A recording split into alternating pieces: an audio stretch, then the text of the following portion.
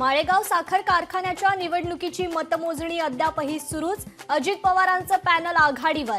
अजित पवारांच्या पॅनलचे 16 तर तावरेंचे 4 उमेदवार आघाडीवर।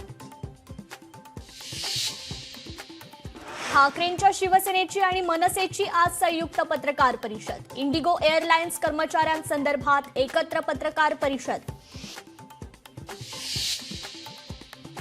देशातील आणीबाणीला आज 50 वर्षे पूर्ण। आणीबाणीमधील बंदीवानांचा भाजप करणार सन्मान। अजित पवारांनी बोलावली महत्त्वाची बैठक। बैठकीत मशिदीवरील भोंग्यांच्या मुद्द्यावर होणार चर्चा। मुस्लिम समाजाच्या शिष्टमंडळासह पोलीस आयुक्त राहणार उपस्थित। सोलापुरातील डॉक्टर शिरीष वळसंकर आत्महत्या प्रकरणी मनीषा मुसेंच्या जामिनावर आज दुपारी 12 नंतर निर्णय येण्याची शक्यता। जालन्याच्या आष्टी येथील जिल्हा परिषद शाळेच्या इमारत मोडकळीस। आज शाळेची पाहणी करण्यासाठी गट शिक्षण अधिकारी स्वतः येणार।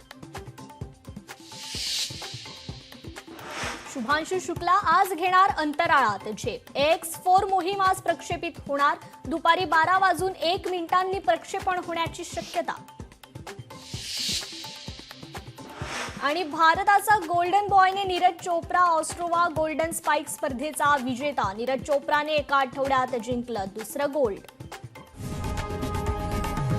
लोकशाही मराठी ऐका, पहा, जागरूक रहा।